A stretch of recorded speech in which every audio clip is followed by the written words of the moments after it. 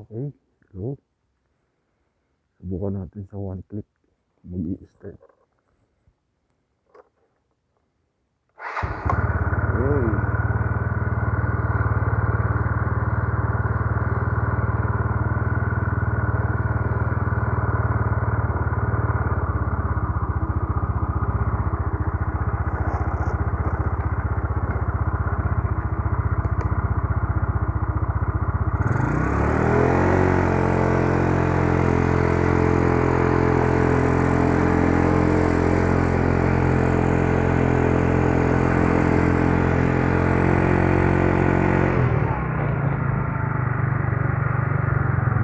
Ganda.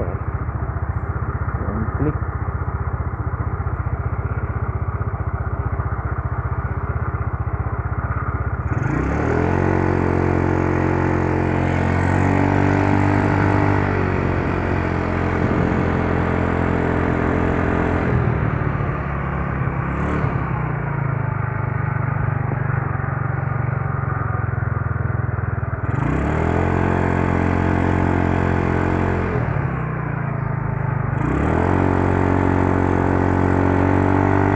Ulit ako ng jettings.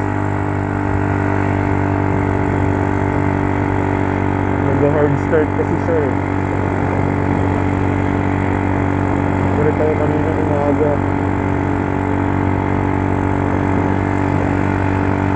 Para hanggang ngayon pagpasok. Buti na lang eh.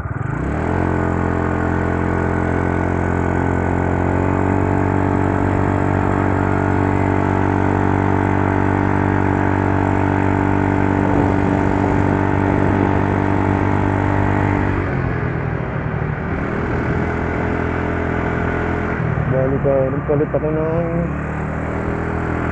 120 sa midget.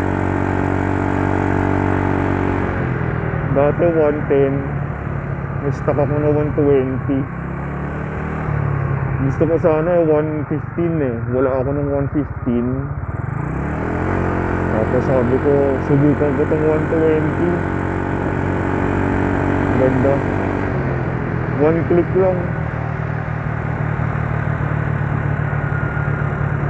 Nagpalit din ako ng slow jet.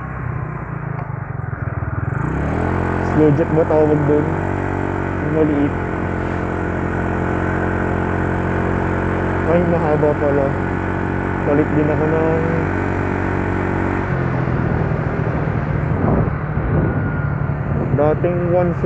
dating 40 siya. Sinubukan ko yung 35. Kasi ito 42. Bali 120, 42 sakto ngayon.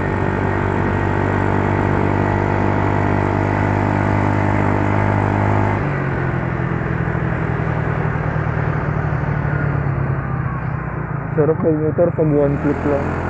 Start na agad. Walang problema.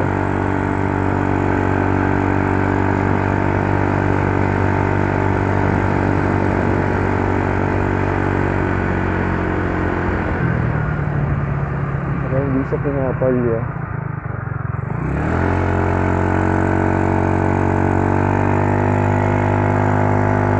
Actually, bagong linis na rin ng card. Naglinis na rin kami ng card. May bago akong mekaniko.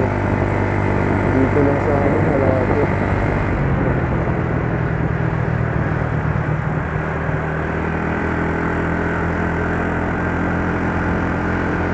Tinuruan na rin niya kung paano maglinis ng card para ako na maglilinis. Ang dumi eh. Ang dumi ng card. Grabe. Nilinis na kami. Ang dumi ng gas na lumabas. Puro umuo. Galing ulan. Tsaka bagyo. Ginagamit ko kasi ito eh. Yung umuulan. Tsaka nung card mo na bagyo. Ayun. Naipon. Kaya nung isang araw ayaw niya mag-start. Eh sakto, nagpalit ako ng touch drive, yung panggilid. Ayaw na niya mag-start. Sabi ko, bakit ganun? Ayaw niya mag-start. Yung panggilid ba yung problema? Tinanggal ko lang, kung ano naman yung tinanggal ko, yung din yung kinabit ko eh.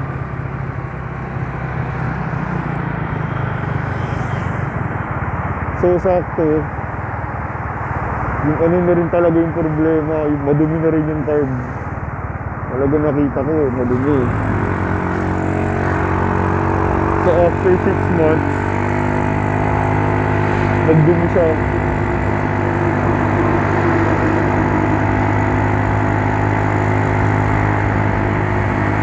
Bago na rin busina nito, bago relay. Tapos, yan.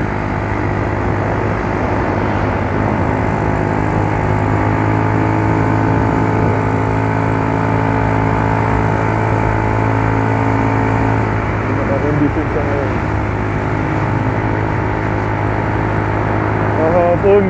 Kahapon nag-hard start siya, kaya di ako nakapasok.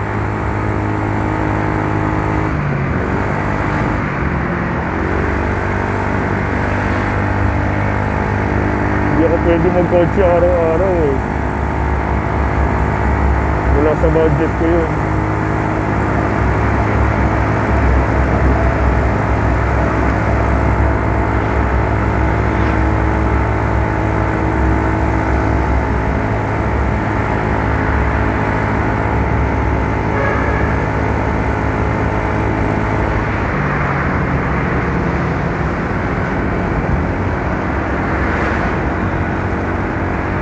Bali na agahan ko na alis ngayon, mga 1 hour.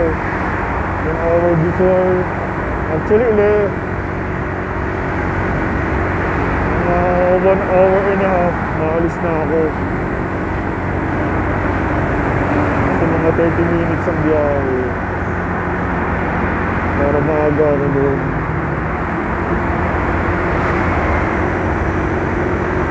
Nag-set up ako eh. Set up ako sa station.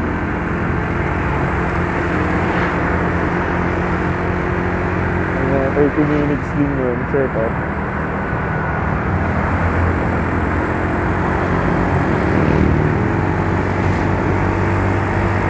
Parang hindi ako masyado nagmamadali. Kahit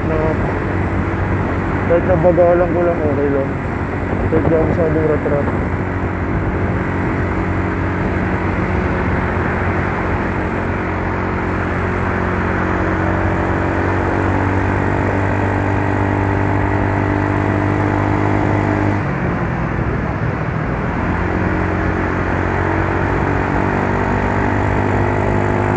Ganda takbo niya ngayon. Medyo mabilis umarangkada. Mabilis na kainin yung 0 to 40 kilometers o 0 to 60. Mabilis na umakyat.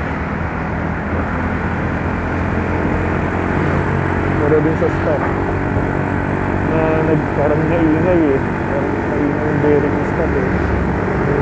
Kailangan papalitan daw yung bearing ng stop.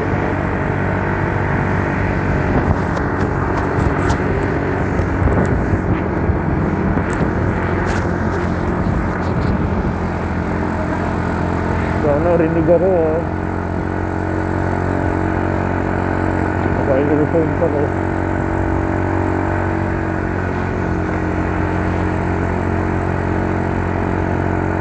Napansin ko ngayon, tahimik talaga. Tahimik talaga, ultimo yung ikot ng gulong.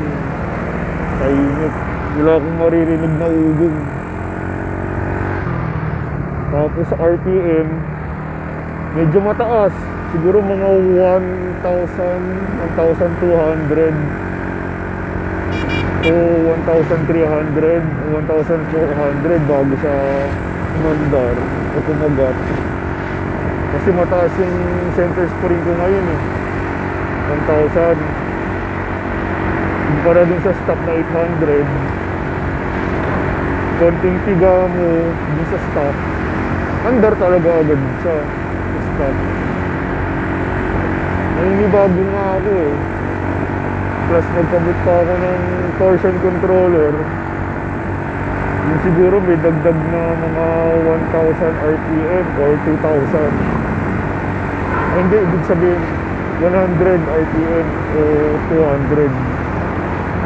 Kasi medyo nagpadagdag din siya eh. So, bali 1,000 sa center spring tsaka torsion controller, mga 100 yun o 200 RPM. So, kasali siya ng mga 1,100 o 1,200.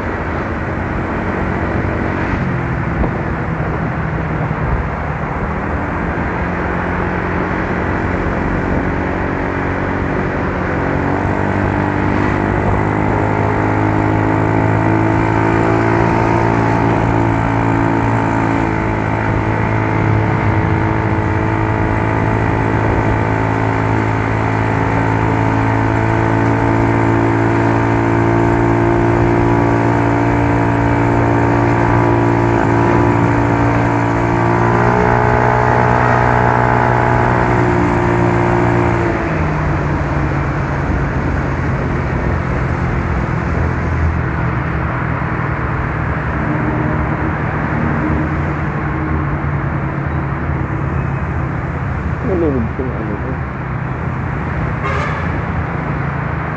Nalulog na ano. Balik.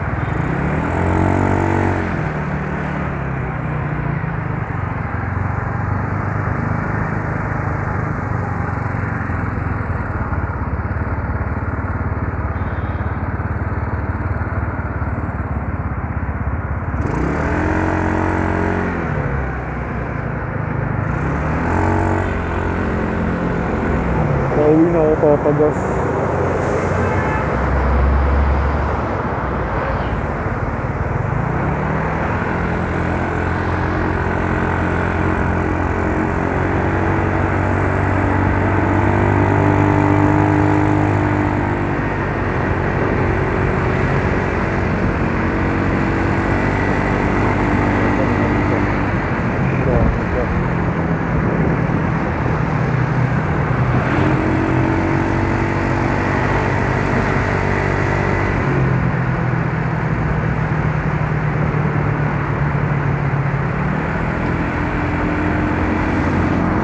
Testing ko lang din itong mic kung malinaw.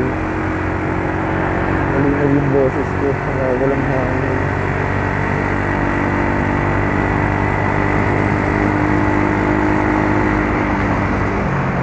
Ayun. Maluod din. Nakapagano. Maluod.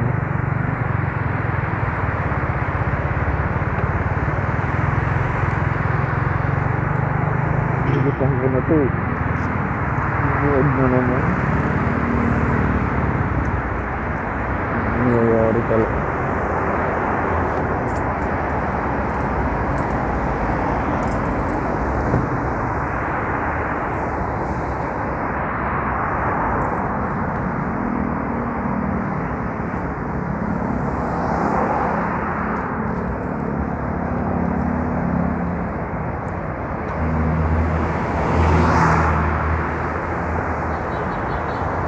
Sinikipan ko na, luluwag talaga siya.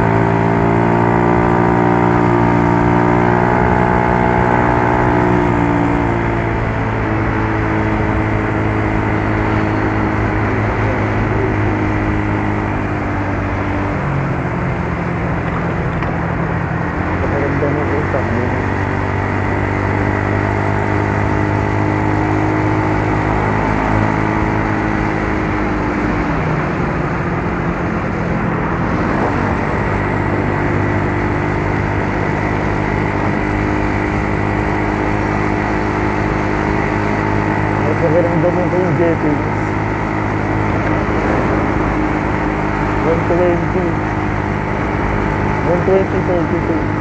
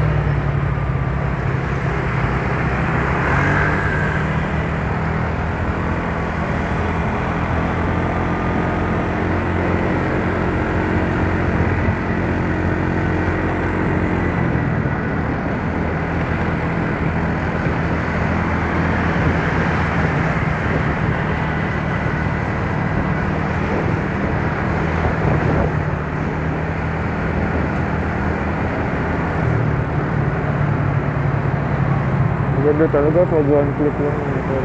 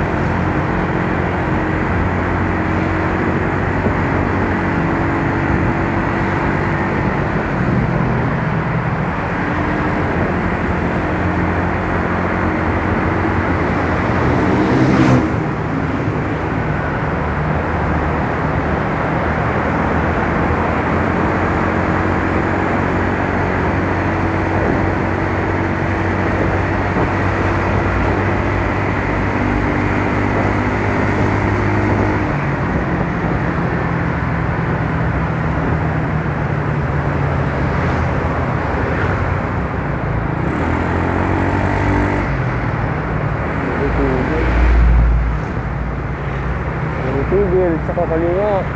Ayan.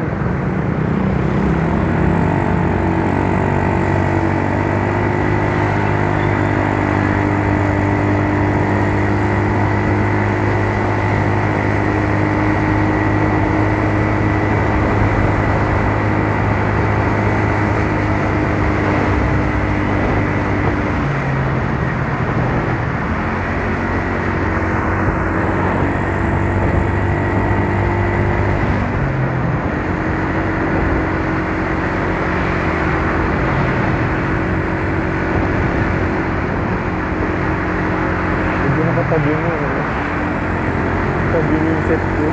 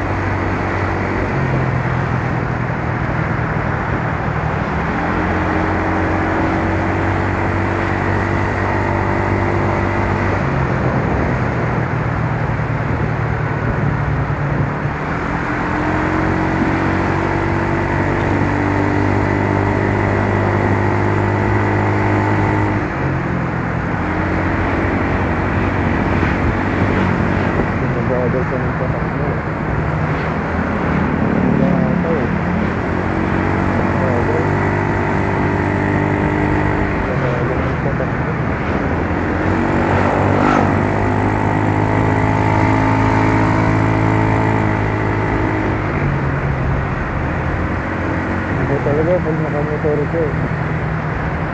Parang nababagalan ka na sa mga sasakyan.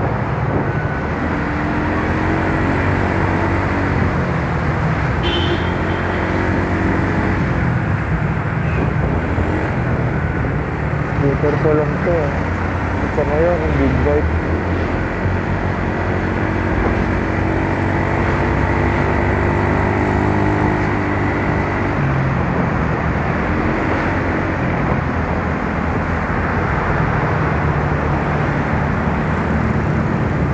Tigil na naman. Tigil na naman.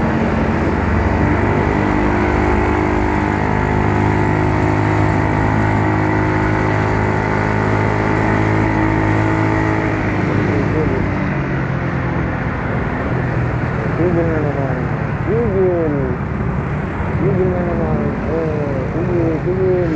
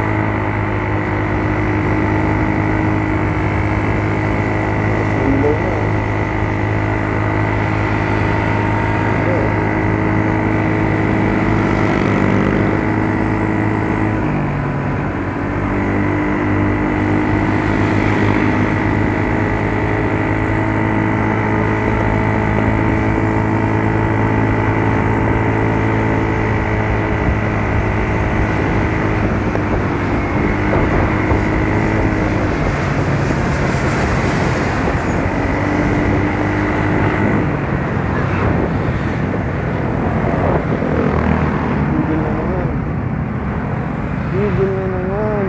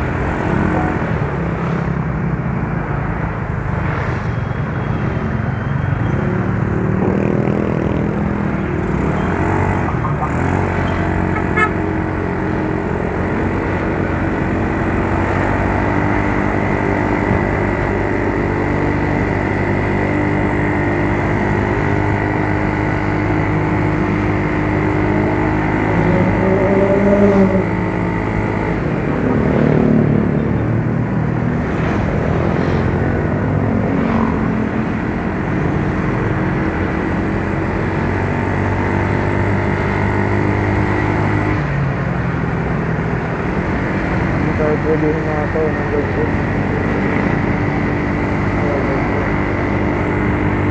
Kahit mag-big bike ka pa. Kaya ganyan ang traffic. buti ka lang. Bilis ka na sa 50 kilometers per hour.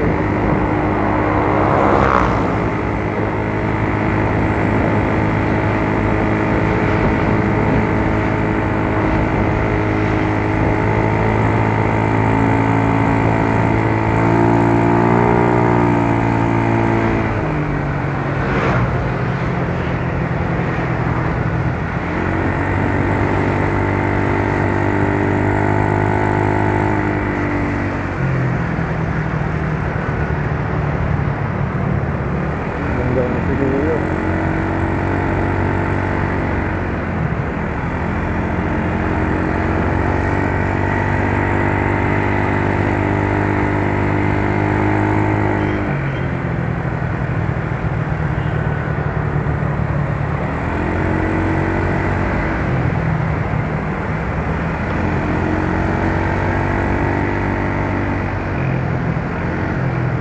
Oh, magandang galawan.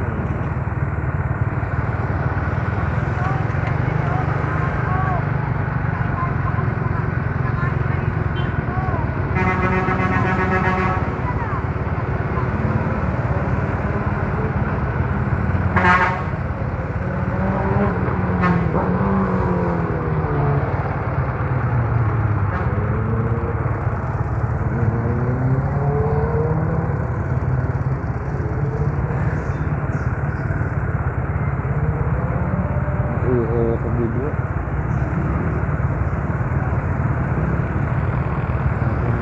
Malamig na tubig.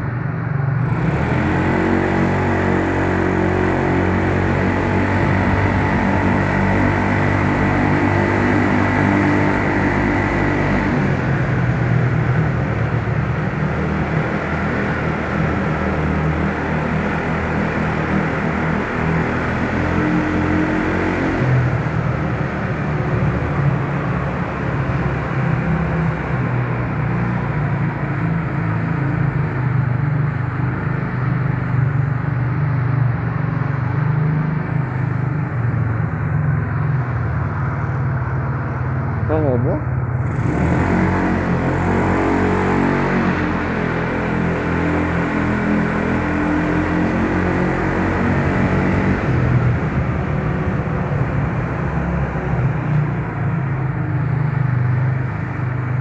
Third floor, no?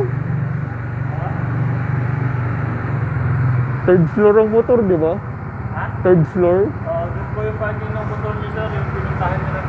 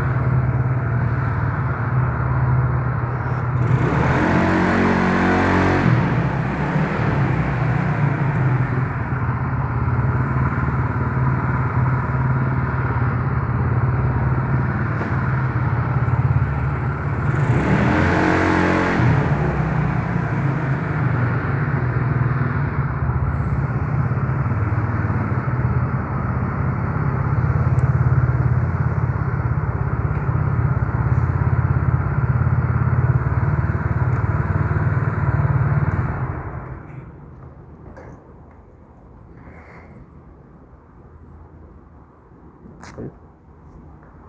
40 minutes.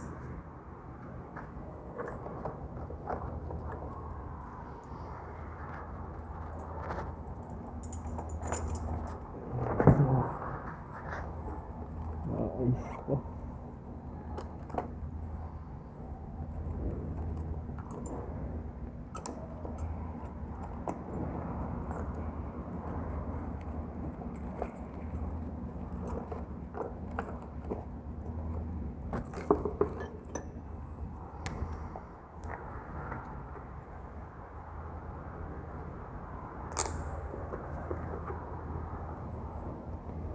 Ay nako, talagang buhay. Buhay nga naman. Ang hirap.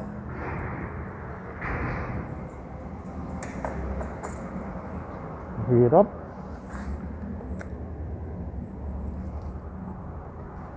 Pati pag-set. Ang hirap.